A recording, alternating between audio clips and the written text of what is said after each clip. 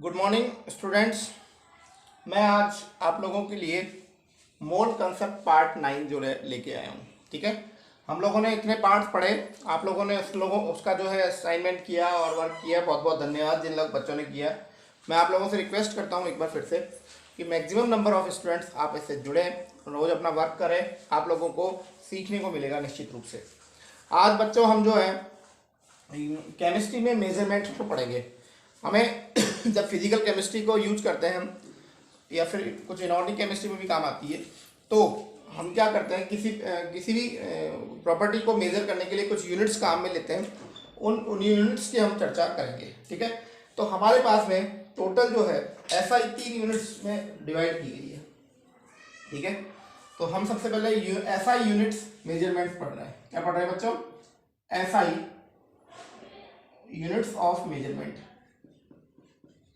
Of measurements, SI units of measurements. ठीक है, तो हमारे बेसिकली SI का मतलब होता है सिस्टम इंटरनेशनल। SI का मतलब क्या होता है? System international. देखो बच्चों, ज्यादातर बच्चा बहुत आगे तक पढ़ाई कर लेता है लेकिन उसको यूनिट्स कन्वर्जन या यूनिट्स आती नहीं है, और वो उसकी सबसे बड़ी कमी रह जाती है, और उसको फिजिकल केमिस्ट्री समझ में नहीं आती। तो आप लोगों से मेरा एक रिक्वेस्ट है, जो भी मैं यूनिट्स आपको समझाऊं या यूनिट कन्वर्जन समझाऊं तो आप उसको ध्यान से समझेंगे। ठीक है, तो हमारे बेसिकली 3 प्रकार के सिस्टम है जो है। एक तो हम लेते हैं FPS। FPS का पूरा नाम है फुट पॉन्ड सेकेंड।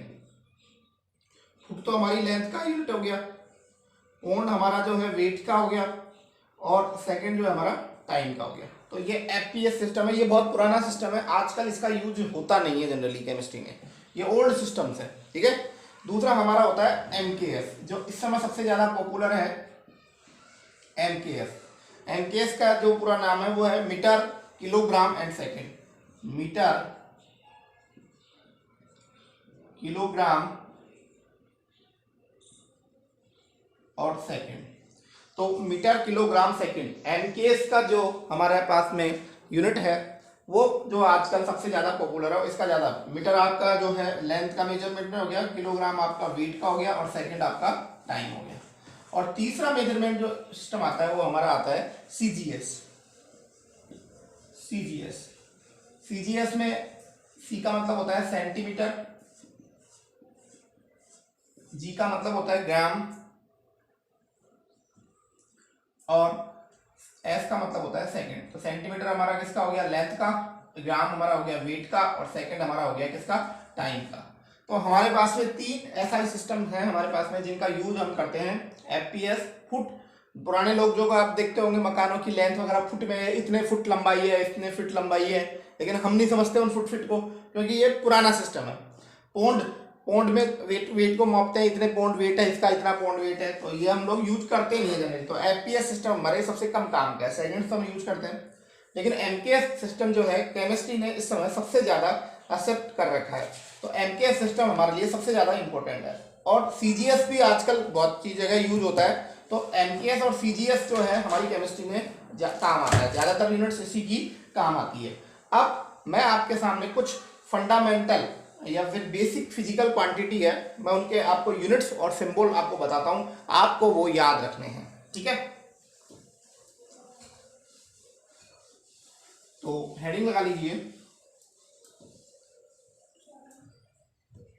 सम fundamental quantities, some fundamental quantities. ठीक है, कुछ फंडामेंटल क्वांटिटीज बात कर लेते हैं। यहां तो हम लिख लेंगे, टेबल बना लेते हैं अपन। बेसिक फिजिकल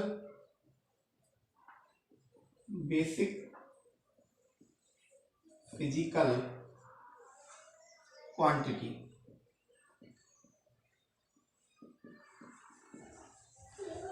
दूसरा है उसकी क्या यूनिट है, और तीसरा है उसका सिंबल क्या है।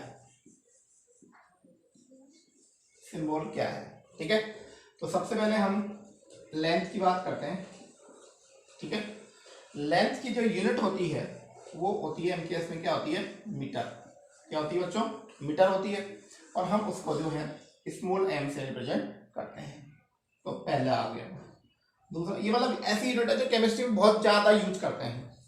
नेक्स्ट है मास। मास का जो यूनिट होती है वो होती है किलोग्राम, एमकेएस में बता दें किलोग्राम, और इसके सिंबल जो होता है वो होता है केजी। क्या होता है बच्चों, केजी। तीसरा जो होता है हमारा वो होता है टाइम। टाइम का जो इसमें होता है वो होता है सेकंड, और इसे हम जो है स्मॉल एस से प्रेजेंट करते हैं। नेक्स्ट है फोर्थ हमारे पास में टेम्परेचर। कई बार एग्जाम में क्वेश्चन आ चुके हैं कंपटीशन में कि what is the SI unit temperature. Temperature की यूनिट जो होती है वो होती है एसआई में केल्विन, और इसे हम के से रिप्रेजेंट करते हैं। नेक्स्ट होता है इलेक्ट्रिक करंट, पांचवा।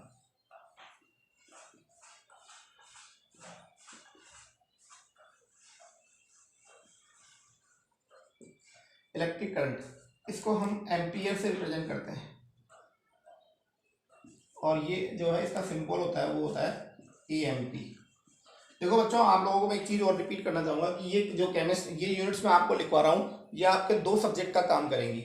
ये वर्क केमिस्ट्री में तो काम देंगी जो देंगी, एज वेल एज आप फिजिक्स का जो पहला चैप्टर पढ़ोगे तो वहां भी आपको ये यूनिट्स पढ़नी पड़ेगी। तो आप इसको अच्छे से यहीं पे याद कर लो तो आपका फिजिक्स का काम भी आपका हो जाएगा। ठीक है, तो फिजिक्स वाले सर को थोड़ा हेल्प रहेगी आप लोगों को ये चीज पढ़ाने में।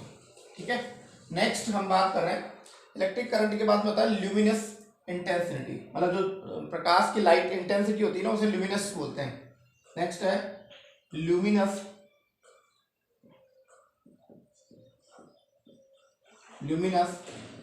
इंटेंसिटी, और ल्यूमिनस इंटेंसिटी की यूनिट होती है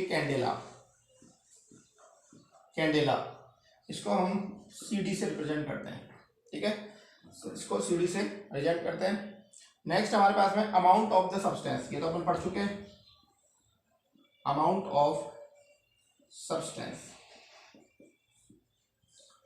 ऑफ सब्सटेंस को जो है हम मोल से रिप्रेजेंट करते हैं। किससे रिप्रेजेंट करते हैं, मोल से, और इसका सिंबल होता है MOL। ये तो मोल तो इसका अमाउंट है, इसका सिंबल क्या होता है। तो ये कुछ फंडामेंटल क्वांटिटी थी और इनकी यूनिट थी जो हमेशा हमारे दिमाग में रहनी चाहिए। अब क्या होता है बच्चों कि कई बार हमारी जो यूनिट्स होती है वो यूनिट्स की साइज क्या होती है, बहुत बड़ी होती है, और उस यूनिट की साइज बहुत बड़ी होने की वजह से हम उसे क्या कर देते हैं, थोड़ी छोटी कर देते हैं। तो छोटी करने के लिए हम कुछ सब मल्टीपल्स और सब मल्टीपल्स का यूज करते हैं। क्या करते हैं, तो हम एक पॉइंट लिखेंगे यहाँ पे,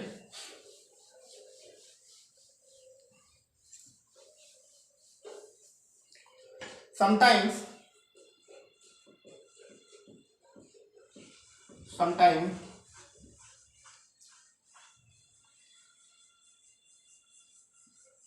सब मल्टीपल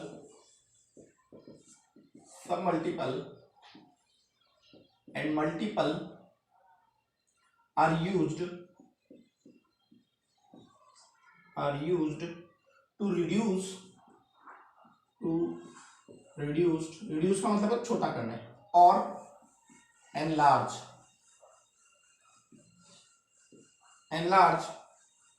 the size of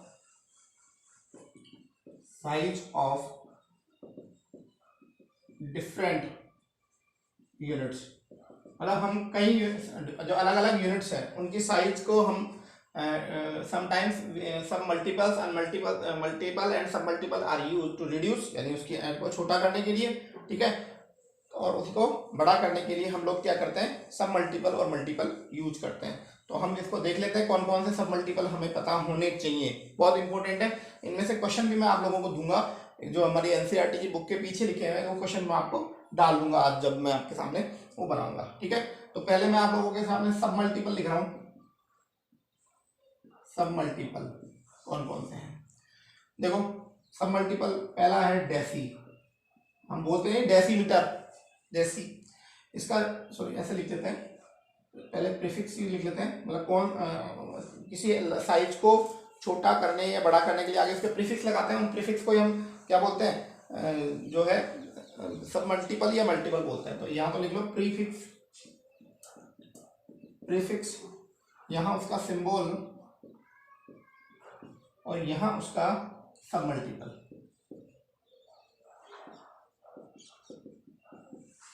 ठीक है, तो सबसे पहले डेसी की बात करते हैं। डेसी कभी यूज करते हैं, डेसी का जो सिंबल होता है वो डी होता है, स्मॉल डी, और इसका मतलब होता है 10 की पावर -1। यदि आपको डेसीमीटर लगे तो आप मीटर को 10 की पावर माइनस से मल्टीप्लाई कर दो तो आपका डेसीमीटर हो जाएगा। फिर है सेंटी, सेंटी, सेंटी का मतलब होता है सी, और सी इसमें क्या करोगे आप 10 की पावर -2 मतलब 100। ठीक है, यदि आपको 1 मीटर है उसको आपको सेंटीमीटर में बदलना है तो उसको किससे मल्टीप्लाई करोगे आप 10 की पावर -2 से। नेक्स्ट है मिली, मिली का मतलब, मिली को हम स्मॉल एम से रिप्रेजेंट करते हैं और इसका मतलब होता है 10 की पावर -3 मिलीमीटर। यदि मीटर को मिलीमीटर में बदलना हो तो क्या करोगे 10 की पावर -3 से मल्टीप्लाई कर दो, वो मीटर जो है आपका मिलीमीटर में बदल जाएगा। ठीक है, ठीक है। 3 इडियट में एक आपको पता हो तो मिलीमीटर हुआ करता था, उसका नाम मिलीमीटर रखा था, वो इसी वजह से उसको 10 की पावर -3 से मल्टीप्लाई कर रखा था। नेक्स्ट है माइक्रो, माइक्रो को हम जो है म्यू से रिप्रेजेंट करते हैं। किससे प्रेजेंट करते हैं, म्यू से, म्यू, और इसका मतलब होता है 10 की पावर -6। माइक्रो के बाद में आता है हमारा नैनो, नैनो, नैनो को हम स्मॉल एन से रिप्रेजेंट करते हैं और इसका मतलब होता है 10 की पावर -9।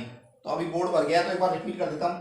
देखो डेसी, डेसी का मतलब होता है 10 की पावर -1, सेंटी का मतलब होता है 10 की पावर -2, मिली 10 की पावर -3, बहुत काम आता है मिलीमीटर, 10 की पावर -3, और माइक्रो, माइक्रो का मतलब होता है 10 की पावर -6, और 10 नैनो के मतलब होता है, तो आप लोगों से क्या करा जाएगा, आपसे क्वेश्चन पूछा जाएगा तो इधर तो आपके सामने लिख देगा वो प्रीफिक्स और इधर लिख देगा उसके मल्टीप्लाई, और उनको मैच करने के लिए देगा आपको। तो ऐसा क्वेश्चन मैं कुछ आज एग्जाम में डाल, आपके असाइनमेंट में डालने वाला हूँ। कितने हो गए हमारे पास में 1 2 3 4 5। तो माइक्रो का मतलब होता है 10 की पावर -6, नैनो का मतलब होता है 9, मिली का मतलब होता है 10 की पावर -3, सेंटी का मतलब होता है 10 की पावर -2, डेसी का मतलब होता है 10 -2। ठीक है, नेक्स्ट चलते हैं। नैनो के बाद में पीको, नैनो के बाद में क्या है, पीको, पीको, पीको का मतलब होता है, पीको को बेटा हम पी से रिप्रेजेंट करते हैं और इसका मतलब होता है 10 की पावर -12, 10 की पावर -12। ठीक है, दूसरा है फेंटो, फेंटो का मतलब होता है, फेंटो को हम किससे रिप्रेजेंट करते हैं, एफ से, और इसकी यूनिट होती है 10 की पावर -15। फेंटो, फेंटो को तो फेंटो से याद कर लो आप, 15 मतलब पी से फेंटो और पी से 15, तो आप लोगों को याद हो जाएगा फेंटो, तो कोई दिक्कत नहीं है। और नेक्स्ट है एटो, ATTO, एटो, इसको ऐसे, ये बेटा स्मॉल एफ है, मैंने गलती से बड़ा एफ लिख दिया, एटो, इसका मतलब होता है 10 की पावर -18। तो ये आप लोगों के पास में कुछ जो है आपके सब मल्टीपल्स हो गए। एक बार मैं रिपीट करता हूँ। सबसे पहले पढ़ा हमने डेसी, डेसी का मतलब होता है 10 की पावर -1। दूसरा हमने पढ़ा सेंटी के बाद, सेंटी, सेंटी का मतलब होता है 10 की पावर -2। उसके बाद में हमने पढ़ा मिली, मिली का मतलब होता है 10 की पावर -3। फिर उसके बाद में हमने पढ़ा माइक्रो, माइक्रो का होता है 10 की पावर -6। फिर पढ़ा हमने नैनो, नैनो का मतलब होता है 10 की पावर -9। नैनो के बाद में हमने पढ़ा फेंटो, पीको, पीको, पीको का मतलब होता है 10 की पावर -12। फिर पढ़ा फेंटो, फेंटो का मतलब होता है 10 की पावर -15। और फिर पढ़ा हमने एटो, एटो का मतलब होता है 10 की पावर -18। तो ऐसे ही आपको याद हो गया होगा जहां तक है, बिल्कुल। नेक्स्ट अपन पढ़ रहे हैं मल्टीपल्स, मल्टीपल्स। देखो सब मल्टीपल्स जो होते हैं यूनिट को रिड्यूस करने के काम आते हैं। क्या होता है, सब मल्टीपल्स जो है यूनिट को रिड्यूस करने में आते हैं, और मल्टीपल्स जो होते हैं यूनिट को लार्ज करने के काम आते हैं। अभी लिखवा भी दूंगा मैं लास्ट में, मीन्स ऑफ मल्टीपल और रिड्यूस। तो सब मल्टीपल तो किस काम आएंगे, रिड्यूस करने में, और मल्टीपल लार्ज करने में। इसकी स्पेलिंग देख रहे ANLARGE, एन लार्ज करने में काम आता है। ठीक है, तो अब देखिए आप लोग कुछ मल्टीपल्स के नाम बताता हूं। मल्टीपल कौन कौन से हैं, यहां तो मैं लिख देता हूं प्रीफिक्स,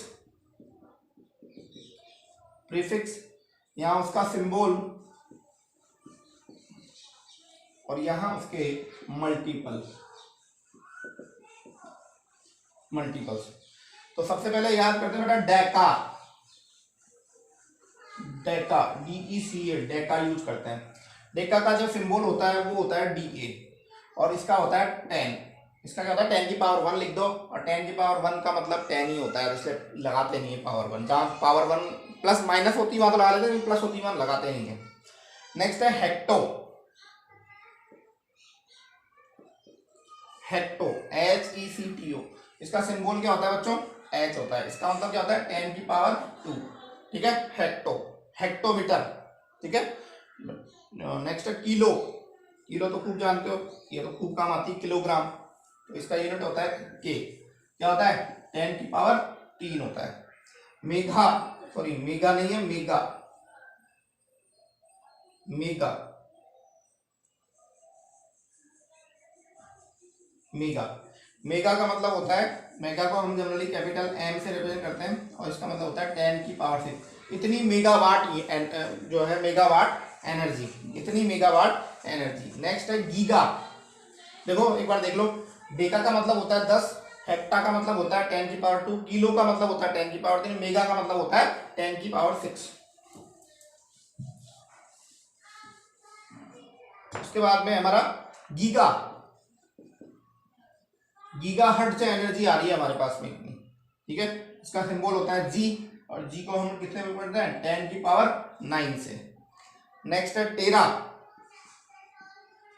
टेराबाइट, तो इसको क्या होता है T और सिंबल होता है 10 की पावर 12, ठीक है। फिर है पेटा, पेटा, इसका सिंबल होता है P। इसमें भी याद करने का कोई दिक्कत नहीं, 10 की पेटा P आ जाए वहां, पेटा फेंटा आ जाए वहां, 10 की पावर -5। उसके बाद में एक्सा, एक्सा का मतलब होता है 10 की पावर 18। तो ये हमारे पास में क्या हो गया, सॉरी इसका सिंबल यहाँ लिखना था E, यहाँ 10 की पावर 18। तो ये हमने बताया। देखो सबसे पहले हमने पढ़ा डेका, डेका का मतलब होता है 10 की पावर 1। दूसरा पढ़ा हेक्टा, हेक्टा का मतलब होता है 10 की पावर 2। फिर तीसरा पढ़ा हमने किलो, किलो का मतलब होता है 10 की पावर 3। फिर पढ़ा हमने मेगा, मेगा का मतलब होता है 10 की पावर 6। फिर पढ़ा हमने गीगा, गीगा का मतलब होता है 10 की पावर 9। फिर पढ़ा हमने टेरा, टेरा का मतलब होता है 10 की पावर 12। फिर पढ़ा हमने पेटा, पेटा का मतलब होता है 10 की पावर 15। फिर पढ़ा हमने एक्सा, एक्सा का मतलब होता है 10 की पावर 18। तो ये आप लोगों को जो है हम लोग ये बताएं आप लोगों को, ठीक है। तो ये आप लोगों को क्या है याद करना है, ठीक है। अब नेक्स्ट हम एडिंग लगा रहे हैं। अब एक चीज डेफिनेशन लिख लो, यहाँ पे बिठा देता हूँ, मल्टीपल और सब मल्टीपल्स की डेफिनेशन क्या होती है। सब multiple are those prefix which are used to reduce the unit। किसी यूनिट को रिड्यूस करने के काम आते हैं, उन्हें सब मल्टीपल्स कहते हैं। And multiple are those prefix which are used to enlarge the unit। समझ में आ गया होगा कि बड़ी यूनिट को छोटी में बदलना हो तो आप सब मल्टीपल यूज करोगे, और छोटी यूनिट को बड़ी यूनिट में कन्वर्ट करना हो तो उसको आप मल्टीपल्स करोगे, ठीक है।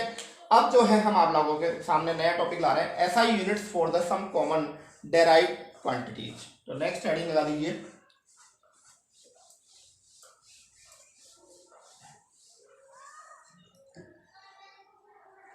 SI units for some common derived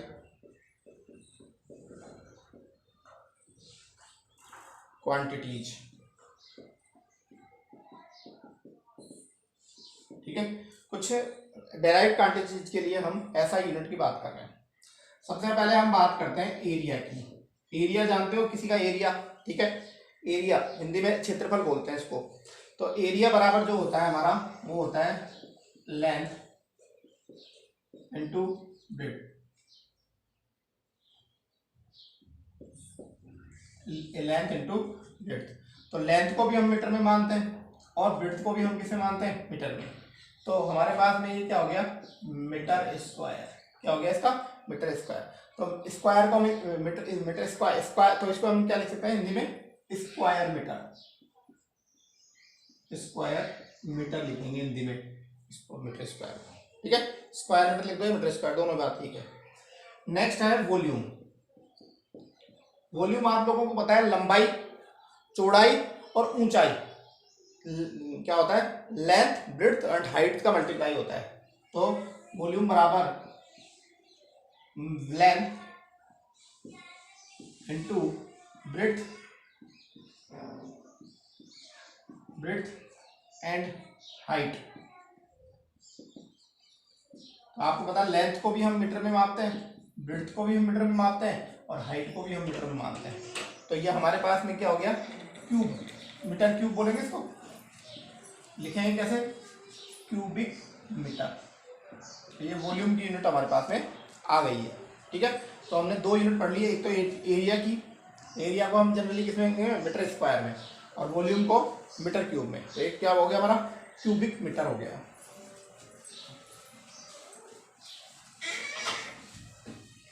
next है जो है हमारे पास में वो है डेंसिटी।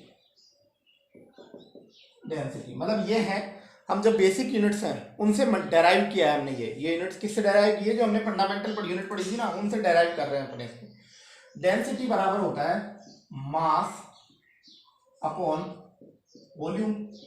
सभी को पता है डेंसिटी की, डेंसिटी क्या होती है कि किसी एक यूनिट वॉल्यूम में कितना मास प्रेजेंट है। तो मास की यूनिट अपन ने असाइन क्या पढ़ी थी, किलोग्राम, और वॉल्यूम की यूनिट अभी तो पढ़ी थी मीटर क्यूब। तो इसकी यूनिट क्या आ जाएगी, किलोग्राम मीटर क्यूब। क्या हो जाएगी, किलोग्राम मीटर क्यूब इनवर्स। ठीक है, केजी इसकी यूनिट हो जाएगी, या किलो, या इसको ऐसे लिख सकते हैं किलोग्राम अपॉन मीटर, दोनों ही जो है इसका सही है। यदि आप ये अपॉन नहीं लगाते हो तो माइनस लगाने पड़ेगा यहाँ पे, और यदि ये लगा देते हो तो फिर आपके पास में जरूरत नहीं है। तो ये डेंसिटी की यूनिट हो गई। डेंसिटी के बाद में आता है स्पीड। अब ये स्पीड हमारे केमिस्ट्री में इतने ज़्यादा इंपॉर्टेंट नहीं है, फिजिक्स के ज़्यादा इंपॉर्टेंट है। स्पीड फिजिक्स में देखते हैं, फिर भी देख लो अपने। स्पीड जो होती है, स्पीड का मतलब होता है density covered, density covered upon time taken. ये तो होता है कि जब आप जाते हो तो जितना ट्रेवल किया और उसको ट्रेवलिंग में कितना टाइम लगा, वही तो आपका स्पीड होता है। तो डिस्टेंस कवर्ड उसको तो आप किस में लोगे, मीटर में, और टाइम को हम किस में लेते हैं, सेकंड में। तो इसका हो जाएगा मीटर पर सेकंड। क्या हो जाएगा आपका, मीटर पर सेकंड। या तो इस प्रकार से लिख दो मीटर पर सेकंड, या आप इस प्रकार से भी लिख सकते हो मीटर पर सेकंड। ये आपका स्पीड का यूनिट हो गया। स्पीड के बाद में हो गया एक्सेलरेशन। ठीक है, एक्सेलरेशन का मतलब होता है कि आपकी जो स्पीड में जो चेंजेज हो रहा है, या फिजिक्स में पढ़ोगे, change in the speed is known as acceleration. तो नेक्स्ट यूनिट हो गई हमारी एक्सेलरेशन।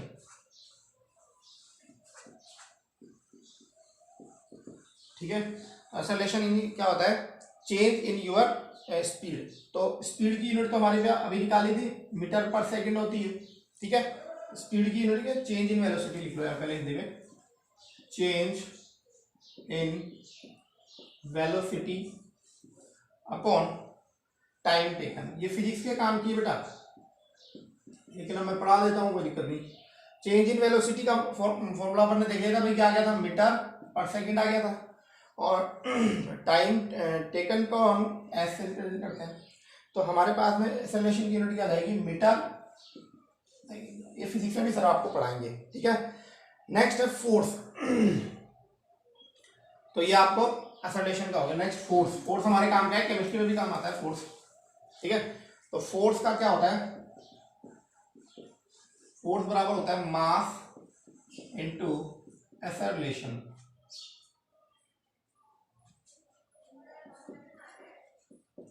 इसकी मास की यूनिट तो किलोग्राम होती है, और एक्सेलरेशन की अपन ने बताई मीटर इनटू सेकंड। तो ये हमारे पास हो जाएगा किलोग्राम मीटर टू, आप इसकी यूनिट हो जाएगी। ठीक है, नेक्स्ट है प्रेशर। प्रेशर जो होता है प्रेशर होता है force per unit area. Pressure का मतलब क्या होता है, प्रेशर को हम किस प्रकार से डिफाइन करते हैं, प्रेशर बराबर होता है फोर्स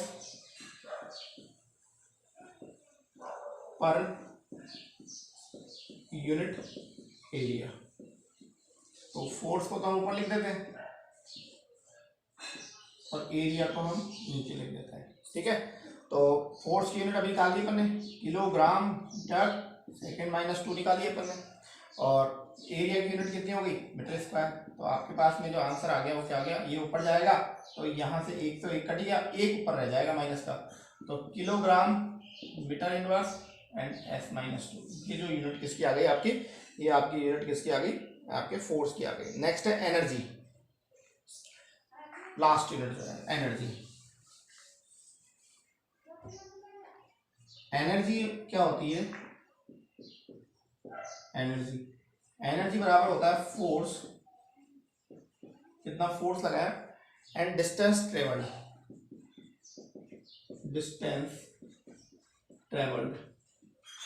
तो जो भी हमारे पास में फोर्स है, फोर्स की यूनिट अभी लिखी अपन ने किलोग्राम मीटर सेकेंड माइनस 2, ये हमारा फोर्स था, और डिस्टेंस को हम जनरली किस में रिप्रेजेंट करते हैं, मीटर में।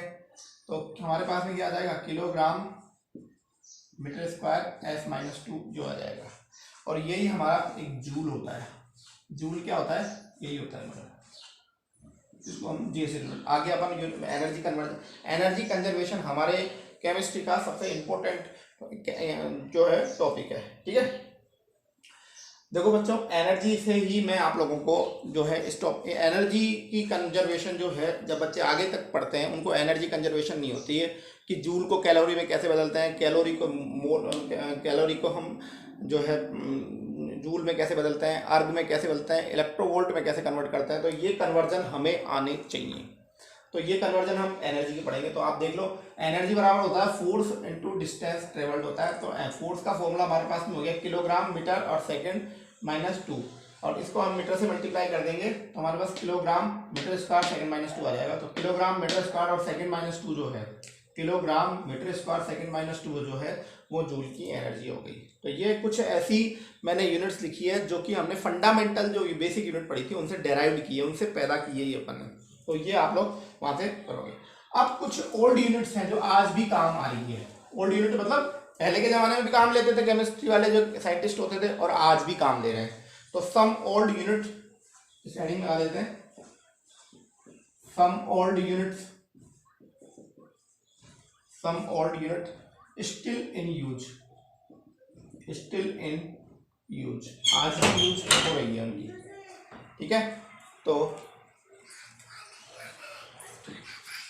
ओके, तो सब कुछ यूनिट हैं जो पहले भी काम आ रही है, तो उन यूनिट को हम करते हैं। सबसे पहले हम जाते हैं लेंथ, ठीक है। लेंथ जो होती है, उस लेंथ की जो मेन सी पुराने जमाने में जो यूनिट यूज की जाती थी वो यूज की जाती थी, एक तो की जाती एंगस्ट्रॉम, दूसरी जो होती थी वो होती थी नैनोमीटर,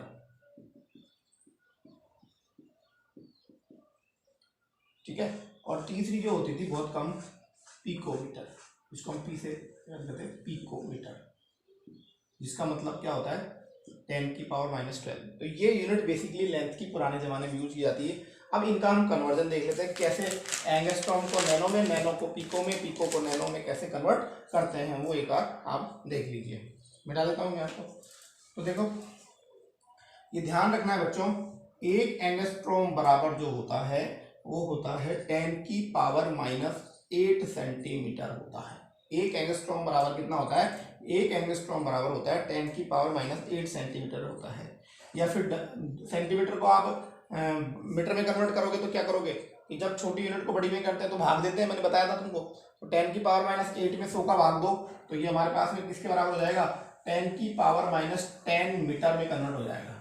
हो सकता है कई बच्चों को ये इजीली आते होंगे जो मैथमेटिक्स में इंटरेस्ट रखते होंगे, लेकिन सभी बच्चों को लिए इतना इजी नहीं होता है, इसलिए ध्यान से प्रूफ देखें।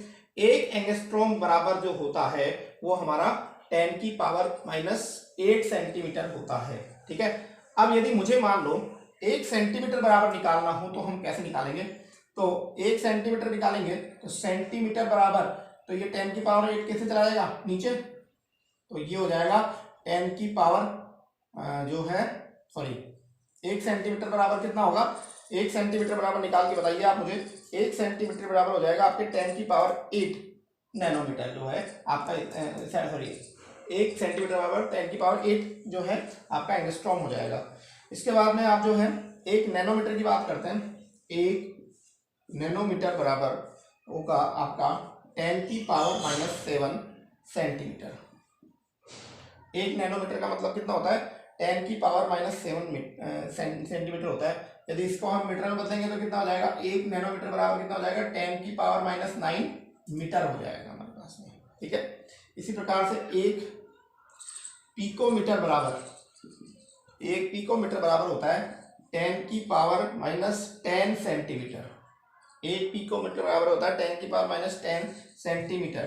ठीक है, या फिर हम इसको कितना लिख सकते हैं, 10 की पावर -12 मीटर में, क्योंकि 100 का भाग दोगे। ठीक है, और ये हमारे पास हो गया। ठीक है, और 1 नैनोमीटर बराबर जो होता है हमारा 10 की पावर 3 पिकोमीटर होता है। तो ये यूनिट्स आप लोगों को ध्यान रखनी है कि 1 एंगस्ट्रॉम बराबर जो है आपका 10 की पावर -8 सेंटीमीटर होगा। 1 एंगस्ट्रॉम बराबर कितना होगा, 10 की पावर -8 सेंटीमीटर, और मीटर कितने होंगे, इसमें 100 का भाग दोगे तो 10 की पावर -10 मीटर हो जाएंगे। 1 नैनोमीटर बराबर कितना सेंटीमीटर होता है, 10 की पावर -7 सेंटीमीटर होता है। मीटर कितने होंगे उसमें, 10 की पावर -9।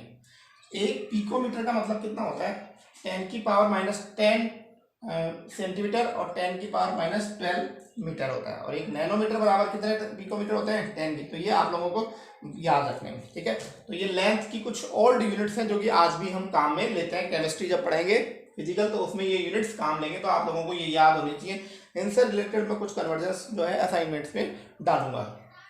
नेक्स्ट है मास।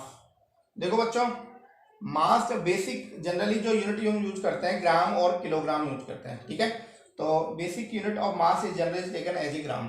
तो the basic unit of mass is taken gram. Generally तो हम ग्राम लेते हैं। अभी मोल कंसेप्ट पढ़ा तो वहां हमने वेट ऑफ द सॉल्यूट जो है हमने क्या लिया था, ग्राम लिया था। और द ग्राम जो होता है 1 ग्राम जो इक्वल होता है वो होता है 10 की पावर -3 किलोग्राम के इक्वल होता है। ठीक है, अब मिलीग्राम भी हमारे पास में एक चीज आती है, मिली वर्ड सब मल्टीपल है एक ये। 1 मिलीग्राम बराबर होता है हमारे पास में 10 की पावर -3 ग्राम। ग्राम को किलोग्राम में कन्वर्ट किया अपन ने। ठीक है, तो ग्राम को किलोग्राम में यूनिट करने के लिए 1000 का भाग दे दिया हमने, और 1000 का भाग दिया तो 10 की पावर -3 किलोग्राम आ गया। और 1 मिलीग्राम में हमने भाग दिया 1000 का तो 10 की पावर आ गया। एक होता है 1 माइक्रोग्राम। ये माइक्रोग्राम का मतलब होता है 10 की पावर -6 ग्राम। तो आप लोगों को देखो, यदि ग्राम को मैंने किलोग्राम में बदला तो 1000 का 1000 से डिवाइड कर दिया तो हमारे पास में जो आंसर आया वो आया 10 की पावर -3 किलोग्राम। और 1 मिलीग्राम जब हमारे आंसर आया तो हमारे पास में आ गया 10 की पावर -3 ग्राम। और 1 माइक्रोग्राम जब आया तो हमारे पास में 10 की पावर -6 ग्राम आ गया। तो ये वैल्यूज हैं हमारे पास में, जो है हमारे पास में कन्वर्जन में काम आती है। तो ग्राम सबसे ज्यादा काम आती थी, पहले भी बहुत ज्यादा काम में लेते थे, अभी भी हो। अब हमारे सब्सटेंस क्या होता है, केमिस्ट्री में जो एक्सपेरिमेंट करते हैं, जो भी रिजल्ट है वो जनरली ग्राम में करते हैं। किलोग्राम अमाउंट बहुत ज्यादा होता है, तो ज्यादातर इसलिए ग्राम की यूनिट लेते हैं। ठीक है, अब क्या होता है कि हम जनरली हमारे केमिस्ट्री में तो क्या होगा कि एटॉमिक मास, मोलिकुलर मास, इन चीजों को डिस्कस करते रहते हैं। ठीक है, तो हम जनरली क्या होता है एटॉमिक मास को और इनको रिप्रेजेंट करने के लिए हम जनरली जो यूनिट लेते हैं उसे हम कहते हैं एएमयू। तो यहाँ पे हम लिखेंगे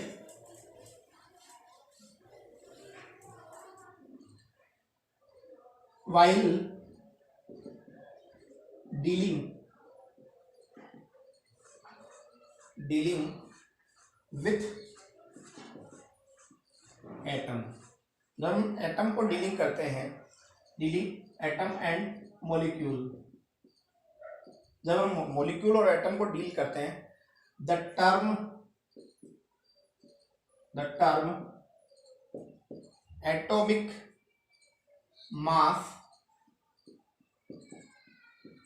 मास यूनिट इज यूज्ड। ठीक है, एटॉमिक मास यूनिट जो है मॉलिक्यूल और जब एटम और मॉलिक्यूल की बात करते हैं तो हम एटॉमिक मास यूनिट का यूज करते हैं। ठीक है, और एटॉमिक मास यूनिट को शॉर्टकट में हम बोलते हैं एएमयू। एएमयू का मतलब क्या होता है? Atomic mass unit. ठीक है, और एटॉमिक मास यूनिट को आजकल जो है यूएन से रिप्रेजेंट करते हैं, यूनिफाइड मास। क्या करते हैं? यूनिफाइड मास से भी करते हैं। ठीक है, अब ये एएमयू का मतलब क्या होता है? What do you mean by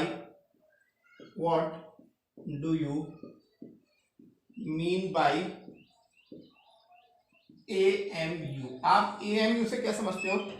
तो आप एएमयू से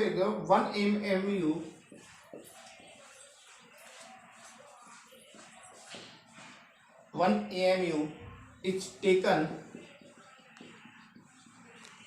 exactly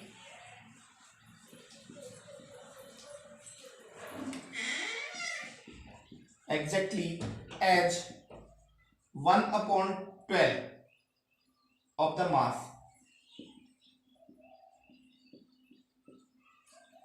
mass of an atom of the carbon isotope C12। ठीक है, 1 AMU is taken exactly as 1/12 of the mass of an atom of carbon। ठीक है, कि 1 AMU का मतलब क्या होता है? 1/12 parts of the mass of atom. मतलब एक AMU बराबर कितना होता है? एक AMU बराबर होता है कि कार्बन 12 का जो 1/12 पार्ट्स है वो जो होता है वो 1 AMU के बराबर होता है। ठीक है, तो अब एक्चुअली मैं आपको बताता हूँ कार्बन के एक एटम का 1/12 भाग का मान कितना होता है। कार्बन का जो एक एटम होता है, कार्बन 12 का जो एक एटम होता है उसके 1/12 का जो पार्ट होता है उसे ही हम क्या कहते हैं? AMU कहते हैं। इट इज द, मैं वापस रिपीट कर देता हूँ, it is the 1/12 part of the atom of the C12। Carbon का जो एक आइसोटॉप्स होता है, आइसोटॉप्स के बारे में अभी पढ़ाऊंगा थोड़े दिनों बाद में। कार्बन जो होता है उसका जो 1/12 पार्ट्स होता है सी द्वारा का, उसे एक AMU करता है। और ये जो भाग आता है हमारे पास AMU का मान आता है वो आपको याद रखनी पड़ेगी। 1 AMU बराबर होता है 1.66 इंटू 10⁻⁻24 किलोग्राम। कितना होता है? सॉरी, ग्राम। और इसको यदि किलोग्राम में बदलोगे तो 1000 का भाग दे दो इसके अंदर, तो 1 AMU बराबर आपके पास में आ जाएगा 1.66 इंटू 10⁻⁻27 किलोग्राम। हमारे पास में इसका आंसर आ जाएगा। तो ये हमारे पास में ग्राम और किलोग्राम्स के जो है वैल्यू होगी। ठीक है, तो हमने पहला लेंथ को डिस्कस कर लिया, उसके बाद में मास को डिस्कस किया। मास में हमारे पर्टिकुलर ज्यादा काम का क्या है? एटॉमिक मास और मॉलिक्यूलर मास।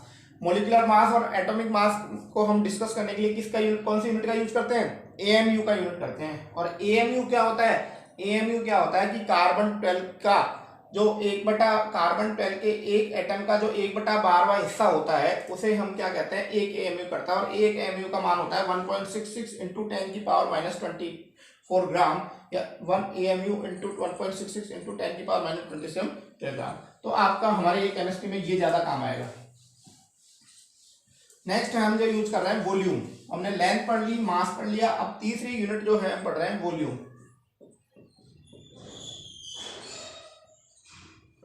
वॉल्यूम, ठीक है, जनरली पहले के जमाने में जो, अभी तो मीटर क्यूब यूज कर रहे हैं अपन। वॉल्यूम की अभी की यूनिट क्या है? अभी पढ़ी थी मीटर क्यूब, क्योंकि लेंथ, ब्रेड्थ और हाइट का मल्टीप्लाई होती है। ठीक है, द जनरल पहले के जमाने में कौन सी यूज की जाती थी? For the volume centimetre cube in unit is used. Centimetre cube, क्या बोलेंगे इसको? Cubic centimetre. Cubic centimetre unit is used. Cubic centimetre unit जो है यूज की जाती है, ठीक है, पहले के जो हम ऑल्ड यूनिट की बात कर रहे हैं, ठीक है। एंड क्यूबिक डेसीमीटर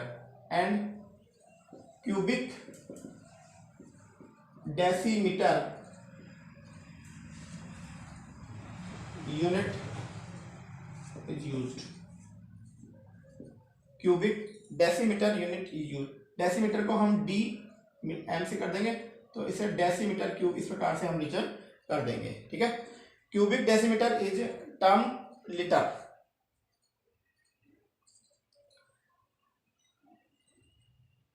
ठीक है। तो दो चीजें ध्यान रखो, तो यहाँ पे हमारे पास दो चीजें हो गई यहाँ पे। एक तो हमारे पास हो गई cubic centimetre,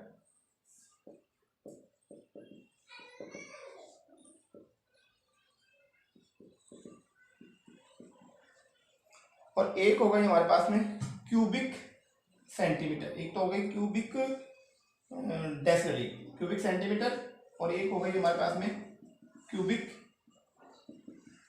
millimetre, cubic decimetre. एक तो हो गई हमारे पास में क्यूबिक डेसीमीटर, और दूसरी हो गई हमारे पास क्यूबिक सेंटीमीटर। तो क्यूबिक सेंटीमीटर लिख दिया, क्यूबिक डेसीमीटर है ये, क्या है, क्यूबिक डेसीमीटर, ठीक है। जो हमारा क्यूबिक सेंटीमीटर है उसको हम कैसे प्रेजेंट करते हैं, cm का होल क्यूब, और ये किसके बराबर होता है, 1 लीटर के बराबर होता है। क्यूबिक सेंटीमीटर जो होता है किसके बराबर होता है, cubic centimetre is use as ये 1 मिलीमीटर, 1 ml बराबर 1 सेंटीमीटर क्यूब, ठीक है। और क्यूबिक डेसीमीटर जो होगा आपका क्या होगा, 1 dm क्यूब, डेसीमीटर क्यूब जो होगा वो आपका किसके बराबर होगा, इक्वल टू 1 लीटर, ये आपका 1 लीटर के बराबर होगा। तो 1, ये हमारे यूनिट सबसे ज्यादा काम आते हैं। 1 ml बराबर कितना होता है, 1 सेंटीमीटर क्यूब। तो आप लिख सकते हो 1 सेंटीमीटर क्यूब बराबर 1 ml, जबकि 1 डेसीमीटर क्यूब बराबर क्या हो गया, 1 लीटर, ठीक है। तो ये वॉल्यूम की जो है यूनिट हमारे लिए इंपॉर्टेंट है। नेक्स्ट है टेम्परेचर। तो हमने सबसे पहले मास लेंथ पढ़ी, फिर मास पढ़ा, फिर वॉल्यूम पढ़ा। नेक्स्ट जो हम डिस्कस करने जा रहे हैं वो डिस्कस करने जा रहे हैं टेम्परेचर। सबसे ज्यादा काम आएगा केमिस्ट्री में टेम्परेचर। देखो टेम्परेचर की जनरली हमें जो पता है वो 3 यूनिट आप लोगों को पता है, कौन कौन सी, एक तो डिग्री सेंटीग्रेड, एक केल्विन, और एक जो होती है हमारी फारेनहाइट, ठीक है। तो हमारे ज्यादातर जो काम आती है वो आती है, एक तो केल्विन काम आती है और एक डिग्री सेंटीग्रेड काम आती है, ठीक है। तो टेम्परेचर की जो यूनिट हम जनरली पढ़ेंगे वो 3 यूनिट पढ़ेंगे हम यहाँ पे। ऐसा यूनिट तो आपको पता है केल्विन होती है, तो एक तो हम पढ़ेंगे केल्विन, एक हमारी होती है डिग्री सेंटीग्रेड, डिग्री सेंटीग्रेड को इस प्रकार से लिख देते हैं, डिग्री सेल्सियस। और एक होती है फारेनहाइट, दूसरी क्या होती है, फारेनहाइट, इसको एफ से रिप्रेजेंट करते हैं,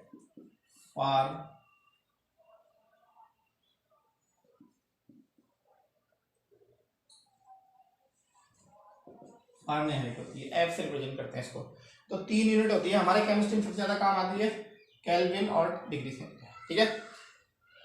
अब सबसे इंपॉर्टेंट चीज यहाँ पे इनका कन्वर्जन, कि कैसे केल्विन को जो है डिग्री में और डिग्री को केल्विन में कन्वर्ट करते हैं। तो conversion of the temperature unit, सबसे इंपॉर्टेंट चीज जो है हमारे पास में कन्वर्जन ही है।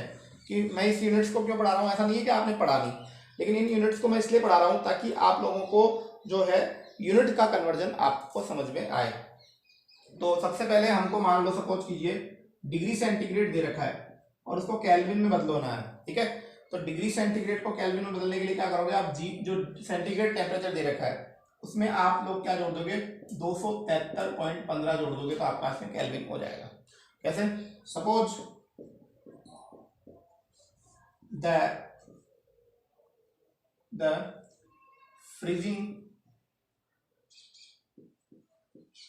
Freezing point of water is 0 degree centigrade. पानी का जो फ्रीजिंग पॉइंट है वो कितना है, 0 डिग्री सेंटीग्रेड है। तो इसको केल्विन में बदलना है। तो केल्विन में बदलने के लिए आप क्या करोगे, 0 डिग्री में कितना जोड़ दोगे, 273.15। तो पानी का बॉइलिंग पॉइंट कितना आ जाएगा, पानी का केल्विन आ जाएगा 273.15 केल्विन। तो पानी का बॉइलिंग पॉइंट आपसे पूछा जाए तो केल्विन में तो पानी का boiling point sorry freezing point कितना होता है, 273.15। और डिग्री सेंटीग्रेड में जो होता है पानी का जो बॉइलिंग पॉइंट होता है और जो फ्रीजिंग पॉइंट होता है वो 0 degree centigrade.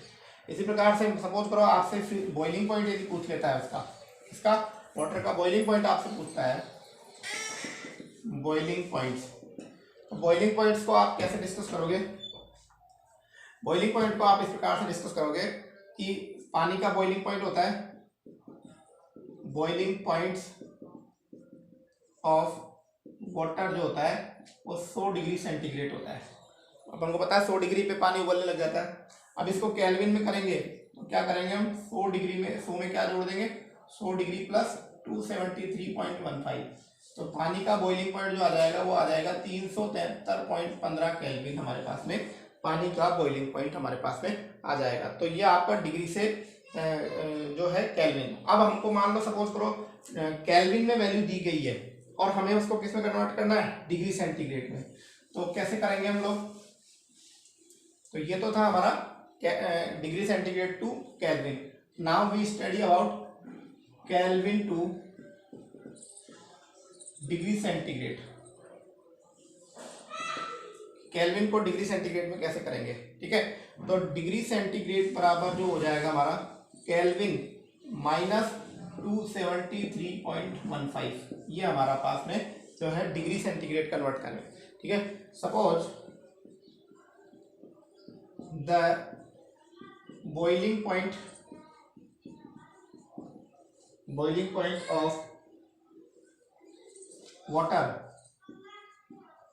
Is 373.15, then what is the value of degree centigrade में। तो हमारे पास में 0 डिग्री सेंटीग्रेड, डिग्री सेंटीग्रेड निकालना है, क्या निकालना है, डिग्री सेंटीग्रेड। केल्विन का मान कितना देखा, 373.15, इसमें से 273.15 के बाद निकालोगे तो पानी का कितना आ जाएगा, 100 डिग्री सेंटीग्रेड टेम्परेचर हमारे पास में आ जाएगा। तो ये हो गया। अब ये तो दोनों यूनिट हमारे केमिस्ट्री में सबसे ज़्यादा काम आती है। अब हमारे पास में एक रिलेशन है, जो रिलेशन जो है वो हमें क्या देता है, वो इस रिलेशन जो है मेरे पास में अभी है नहीं, मैं आप लोगों को बाद में लिखवा दूंगा, वो एनसीईआरटी बुक में मेंशन्ड है। तो आप लोग जो है एक चीज़ और कर सकते हो कि फारेनहाइट को डिग्री में किस प्रकार से कैलकुलेट कर सकते हो, वो भी आप लोग देखें, ठीक है। There is another important temperature scale known as Fahrenheit scale. In this scale normal freezing point of the water is 32 degree Fahrenheit, ठीक है। तो इसको भी देख लो आप, फारेनहाइट को। वैसे तो अपने केमिस्ट्री में कहीं काम आती नहीं है, लेकिन फिर भी हम इसको पढ़ लेते हैं। नेक्स्ट है Fahrenheit scale, FAHERNHEIT,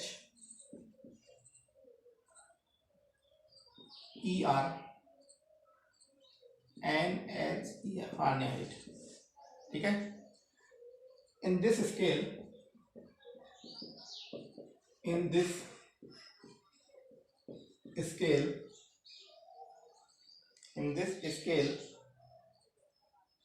normal freezing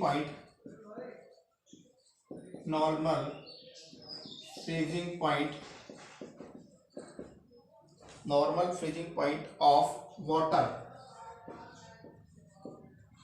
is 32 degree Fahrenheit. तो देखो हमारे पास पानी के तीन, जैसे हम फ्रीजिंग पॉइंट की बात करें तो पानी का जो बॉइलिंग पॉइंट है वो डिग्री सेंटीग्रेड में कितना होता है, 100, केल्विन में कितना होता है, 373.15, और फारेनहाइट में कितना होता है, 32 फारेनहाइट होता है, 32 फारेनहाइट होता है।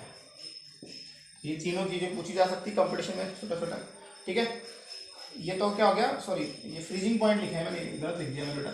0 डिग्री तो पानी का ये होता है, केल्विन कितना होता है 273.15, और फ्रीजिंग पॉइंट कितना होता है ये, ठीक है। और वाटर का जो नॉर्मल फ्रीजिंग पॉइंट लिखा गया। Next, and in this scale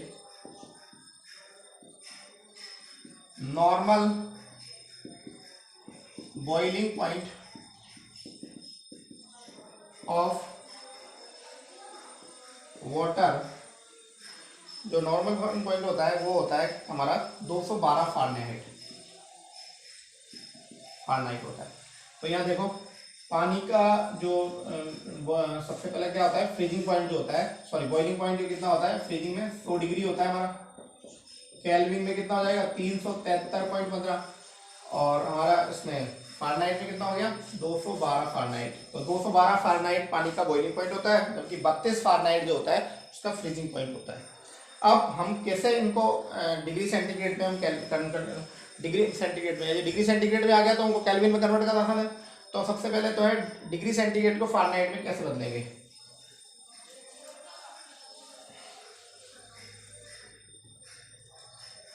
how we can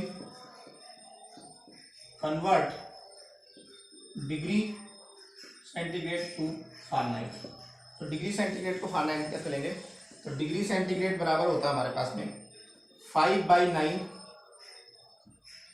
upon Fahrenheit minus 32। ठीक है, तो ये इस प्रकार से हम लोग इसको डिग्री सेंटीग्रेड में बदल सकते हैं। सपोज करो हमें 32 फारेनहाइट को हमको किसमें बदलना है, सिर्फ डिग्री सेंटीग्रेड में बदलना है। तो आप यहाँ पे क्या करते हो, इसकी जगह 32 रख के इसको डिग्री फारेनहाइट में कन्वर्ट कर सकते हो। और यदि हमें मान लो हाउ वी कैन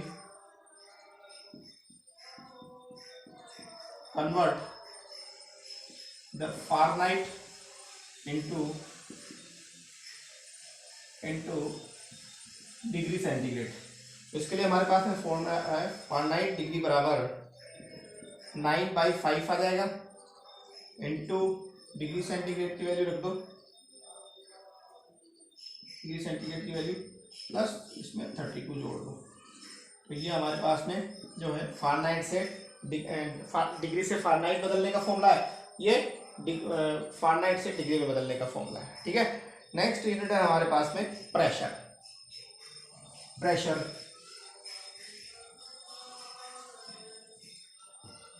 प्रेशर को देखिए आप लोग,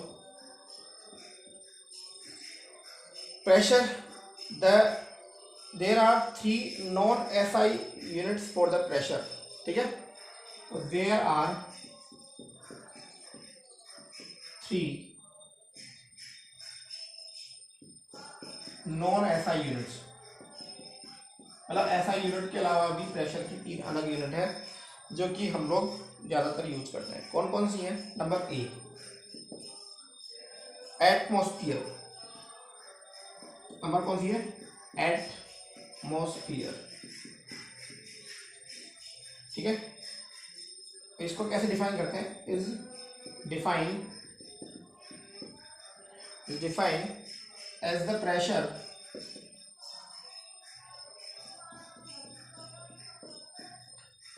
pressure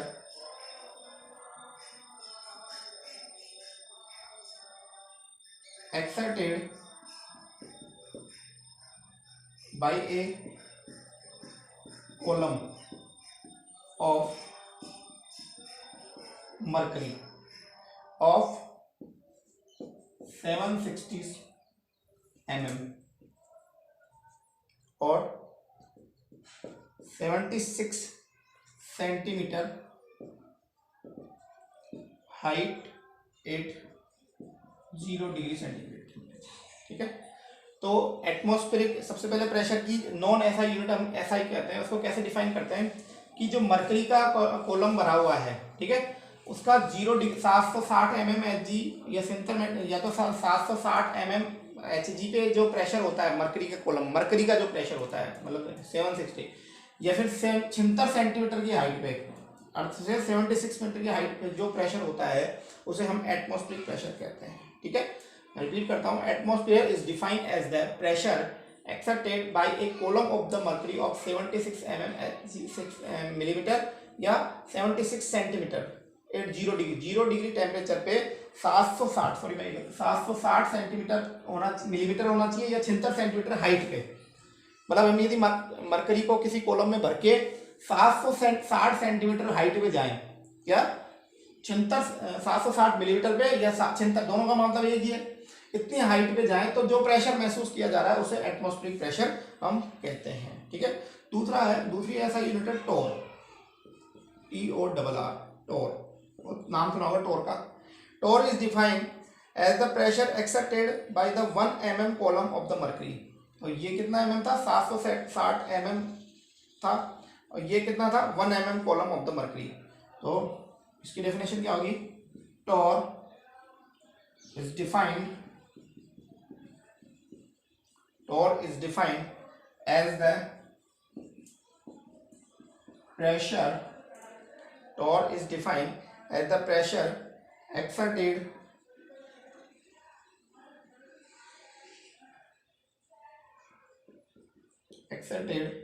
by a 1 mm column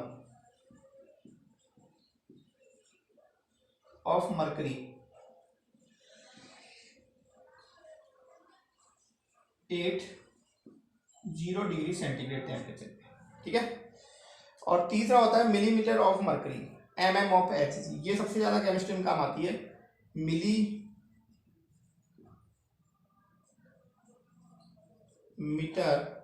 of